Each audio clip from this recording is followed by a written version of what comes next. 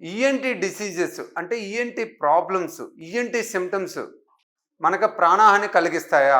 ప్రాణహాని కలిగించే ప్రాబ్లమ్స్ ఏమన్నా ఉన్నాయంటే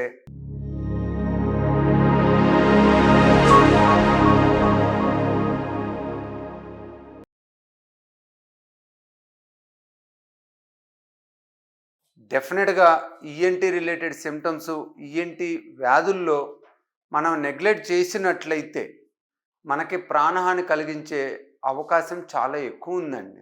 చెవి, ముక్కు, గొంతు, మెడ ఏది చూసుకున్నా గూడా ఇక్కడ ప్రాబ్లమ్స్‌ని మనం నెగ్లెక్ట్ చేసినా, దాని గురించి ఆలోచించకపోయినా అంటే మనకు ప్రాబ్లమ్ అవుతా ఉంటది. ఏముందిలే అని వదిలేస్తా ఉంటాం. దాని నుంచి మనకి చాలా సీరియస్ ప్రాబ్లమ్స్ అయ్యే అవకాశం ఉంటదనమాట. చెవి సిమ్టమ్స్ కావచ్చు, ముక్కు సిమ్టమ్స్ కావచ్చు, అలానే గొంతుకు సంబంధించిన సిమ్టమ్స్ కూడా కావచ్చు. చెవికి సంబంధించిన సిమ్టమ్ చూసుకుందాం సింపుల్‌గా. చెవిలో కొంతమందికి నొప్పొస్తా ఉంటదనమాట. ఈ నొప్పొచ్చినప్పుడు కొంతమంది నెగ్లెక్ట్ చేసినట్లయితే ఆ నొప్పికి డాక్టర్‌ని ఇమ్మీడియేట్‌గా సంప్రదించకపోతే అది సపోజ్ అక్యూట్ ఆర్టైటిస్ మీడియా అనుకోండి. దాని నుంచి మనకి చుట్టుపక్కల ఏరియాస్‌కి స్ప్రెడ్ అయ్యి ఇన్ఫెక్షన్ అనేది మనకు బ్రెయిన్‌లో మెనింజైటిస్ గానీ, బ్రెయిన్ యాబ్సెస్ గానీ వచ్చే అవకాశం ఉంటది.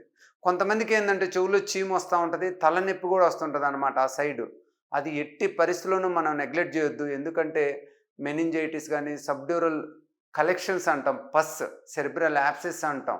ఇలాంటి అవకాశం వచ్చే అవకాశం ఉంటదనమాట. మనం మెడిసిన్స్ వాడుతా ఉంటాం. పెయిన్ ఖచ్చితంగా ఉంటుందనమాట. అలాంటోళ్ళు ఎట్టి పరిస్థితిలో నెగ్లెక్ట్ చేయొద్దు. ఎస్పెషల్లీ మనం మందులు వాడుతున్నా గూడా ఏదైనా సిమ్టము అది ముక్కు మూసుకుపోవటం గావచ్చు, చెవి నొప్పి గావచ్చు, గాలి తీసుకోవటం ఇబ్బంది గావచ్చు, గొంతు నొప్పి గావచ్చు, మాట మారటం గావచ్చు, ఏదైనా గూడా మనం మెడిసిన్స్ తీసుకుంటున్నా గూడా ప్రాబ్లమ్ అంతే ఉంటే, ప్రాబ్లమ్ తగ్గకపోతే మనం ఇమ్మీడియేట్‌గా దాన్ని సీరియస్‌గా కన్సిడర్ జేయాలి. దానికి ఇమ్మీడియేట్‌గా అవసరమైన టెస్టులు చేసుకొని, అవసరమైన ట్రీట్మెంట్ తీసుకోవాలనమాట. కొన్నుంటాయి. మనం గనక ఇమ్మీడియేట్‌గా గనక ట్రీట్మెంట్ తీసుకోకపోతే మళ్ళీ లైఫ్ లాంగ్ సఫర్ అవుతా ఉంటాం. అలాంటి వాటిలో మొదటిది ఏందంటే sudden sensory neural hearing loss అంటాం. అంటే సడెన్‌గా పేషెంట్‌కి వినికిడి తగ్గిపోతుంటది. కొంతమంది ఏమనుకుంటారంటే ఇది జలుబు నుంచి వచ్చి ఉండొచ్చేమో, లేదంటే ఇది మళ్ళీ ఎమ్మటే రికవరీ అయిద్దని. ఇలాంటి సిట్యుయేషన్‌లో గనక మీకు ఒక్క రోజులో గనక అసలు ఐడియల్‌గా అయితే సేమ్ డే రావాలి. అట్‌లీస్ట్ 1 డేలో మీకు రికవరీ కాకపోతే ఆ వినికిడి టెస్ట్ చేసుకొని దానికి అవసరమైన ట్రీట్మెంట్ ఇమ్మీడియేట్‌గా మనం తీసుకోవాల్సొస్తది. ఒకవేళ అలా తీసుకున్నట్లయితే sudden sensory neural hearing loss అంతే ఉన్నట్లయితే మనం 2, 3 రోజులు, 5 రోజుల తర్వాత ట్రీట్మెంట్ ఇచ్చినట్లయితే ఆ ట్రీట్మెంట్ నుంచి వచ్చే రికవరీ గూడా పూర్తిగా తగ్గిపోయే అవకాశం ఉంటది. రిజల్ట్స్ చాలా తక్కువుంటాయన్నమాట. కొంతమందికొచ్చినా గూడా కొంతమందికి ఆ హియరింగ్ రికవరీ కాదు. సో, ఎప్పుడైనా మనకి వినికిడి తగ్గితే ఇమ్మీడియేట్‌గా మనం డాక్టర్‌ని సంప్రదించాలి. అలానే గొంతులో నొప్పి కొంతమందికి వస్తూ ఉంటుంది. మందులు తీసుకుంటారు. కానీ నొప్పి అంతే ఉంటదనమాట. అలాంటప్పుడు మనం నెగ్లెక్ట్ చేయొద్దు. ఎందుకంటే పెరిటాన్సిలర్ యాబ్సెస్, నెక్ యాబ్సెస్‌లు ఉంటాయన్నమాట. ఒక్కోసారి మనం మందులు తీసుకుంటాం. ఆ మందులు ఆ చుట్టుపక్కల ఇన్‌ఫ్లమేషన్ తగ్గించి సెంటర్‌లో పస్ అంతే ఉండేటట్టు చేస్తాయన్నమాట. అలాంటప్పుడు గనక మనం ఎగ్జామినేషన్ చేసుకోకపోయినట్లయితే ఆ పస్ ఎక్కువైపోయి నెక్ యాబ్సెస్, రెట్రోఫెరింజియల్ యాబ్సెస్, పెరిటాన్సిలర్ యాబ్సెస్‌గా ఫార్మ్ అయ్యి అది ఒక్కోసారి మన బాడీలో కూడా ఇన్ఫెక్షన్ స్ప్రెడ్ అయ్యి సెప్టిసిమియా వచ్చే అవకాశం ఉంటుందన్నమాట. అలానే కొంతమందికి ఈ గొంతు నొప్పితో పాటు తినటం కూడా చాలా ఇబ్బంది పడుతుంటారు. గొంతు నొప్పి ఎక్కువగా ఉండి తినటం లేదు, మాట్లాడటం కూడా కష్టంగా ఉందంటే ఖచ్చితంగా మనం ఎపిగ్లాటైటిస్ అంటాం. అంటే గొంతులో మనకి ఎపిగ్లాటిస్ అనే అవయవం ఉంటదనమాట. ఎపిగ్లాటిస్, సూప్రాగ్లాటిస్ అని.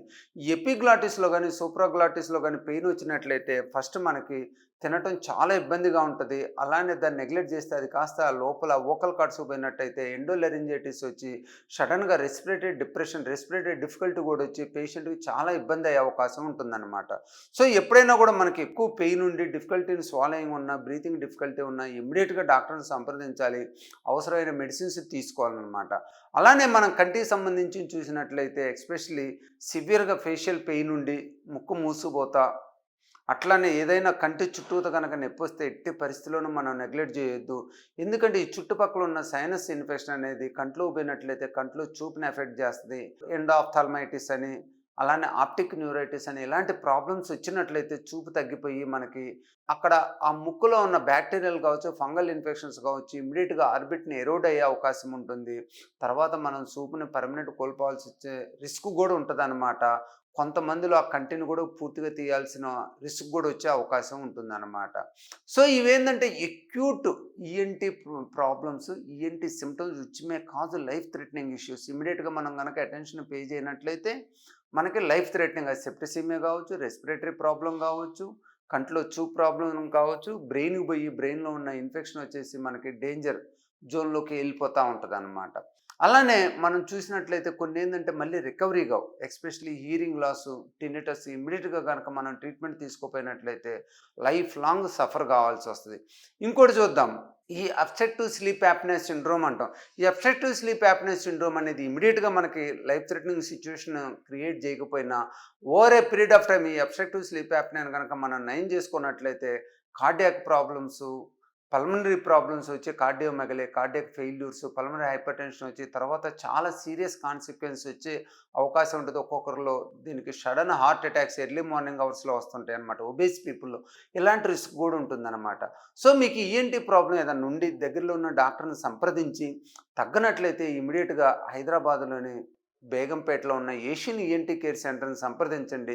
పర్సిస్టెంట్ ప్రాబ్లమ్ ఏదైనా కావచ్చు. గొంతు నొప్పి కావచ్చు, ముక్కు మూసుకుపోవటం కావచ్చు, ముక్కులో రక్తం రావటం కావచ్చు, చెవులు నొప్పి కావచ్చు, మాట మారటము, డిఫికల్టీ ఇన్ స్వాలోయింగ్ కావచ్చు.